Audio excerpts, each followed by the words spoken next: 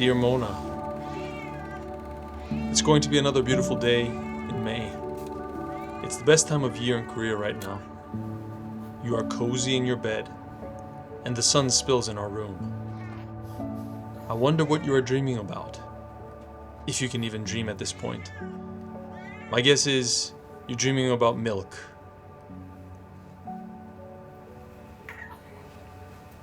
Ayoung joins us in our morning ritual. She is so jealous these days.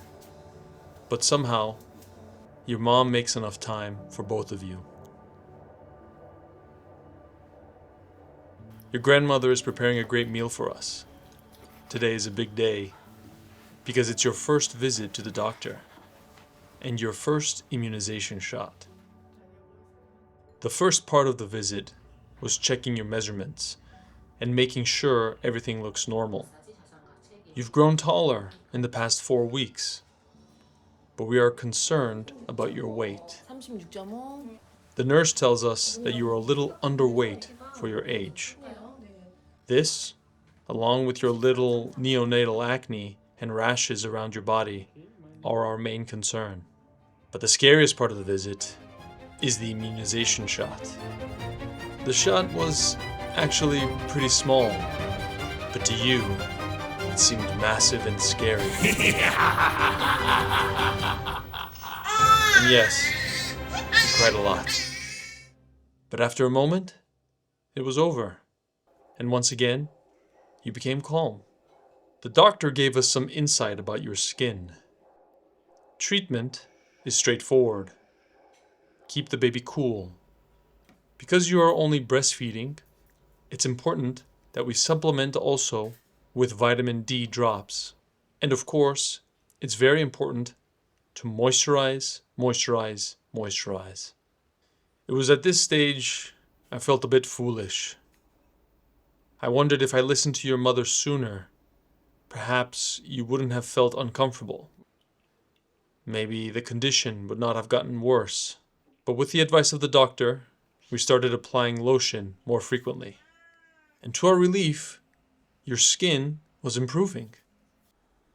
The doctor did mention that this will not heal overnight, so it is important to manage expectations. You're starting to resemble your mother, and your mother resembles your grandmother, and your grandmother resembles the past generation, and so on and so on.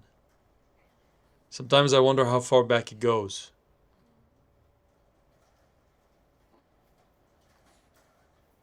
That's why it's important to say thank you to your mom as often as possible, Mona. Small things, but often.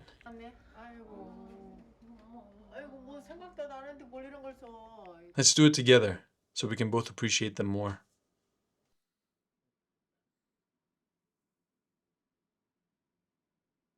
You've started to keep your eyes open a little bit longer without crying. Those big eyes taking in as much information as possible.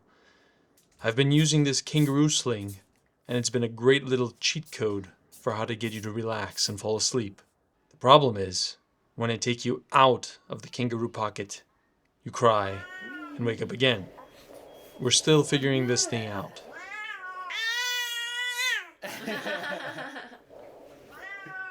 Good girl. Good girl.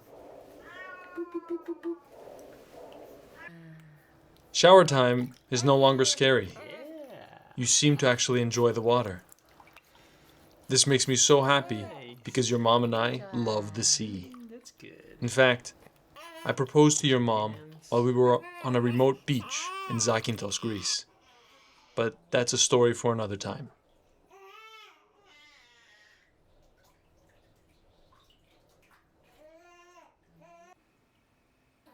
That night, you slept especially well. And I get jealous of that deep sleep your mother and you are experiencing. Both of you sleep with calm expressions. Not a single worry on your face. Somehow, I feel rested looking at you two sleep. And it's a good thing that you rested up well, because today, you wanted to show off a little. We dressed you up with a nice onesie that I personally liked. But you didn't like the headband, so we switched. You liked the hairpin more. And today was a special day because you met your aunt and uncle for the first time. I made some moksar for the family. And the greens were from your grandmother's weekend garden. All organic good food. I was also in charge of making doenjang jjigae. And I added bay leaves thinking that it wouldn't make a big difference. It did. Everyone noticed. But at least everyone was nice enough to tell me it was good.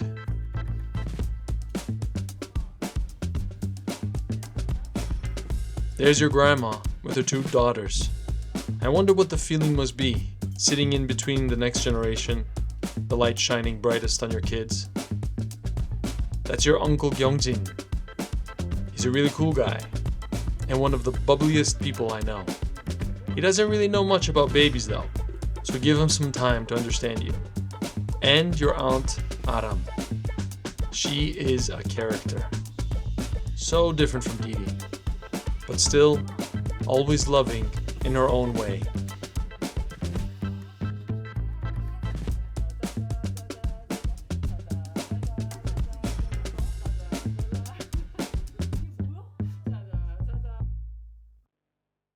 Sometimes your mom gets a sweet tooth in the morning, and I make this French toast. To be honest, she acquired this sweet tooth from me. I wonder if my sweet tooth gets passed down genetically, because it is definitely something my mother passed on to me. One thing I kept watching on the internet about babies is tummy time. At this stage in your life, simply laying on your stomach is a big achievement, Mona. I get a strange mix of pride and happiness when I see you overcome even the smallest challenges. A small part of me daydreams about the future you running faster and jumping higher than all the other girls. It's a fun little reverie I have. Show me biceps, show me biceps.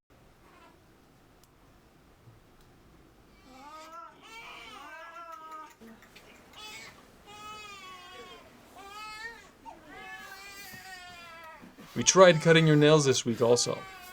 Your little nails are like Aeong's claws, but cutting your nails was much harder than I expected. Not because you were fussy, but because your nails are so thin. The grinding machine wasn't really working. I wasn't sure if I was grinding down your nail or grinding down your finger. I think we'll try the clippers next time. We're getting closer and closer to summer, and as a result, Aeong is shedding more and more. Luckily, Grandma is giving Fat Cat some love and care.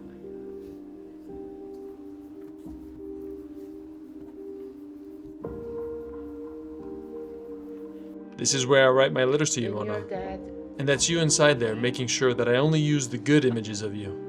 You see my little treasure? This is my little treasure. My bald spot.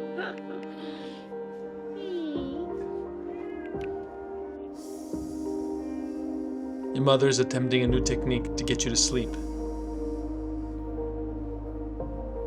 I think you know it doesn't work, but are just pretending to sleep.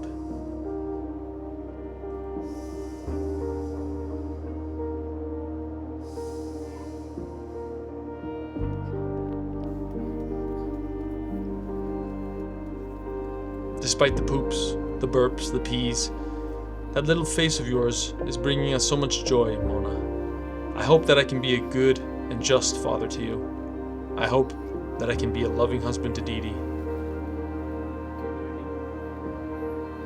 Even though I don't know what the future holds, I think she's starting to smile, huh? Yes. I'm optimistic that it will be special.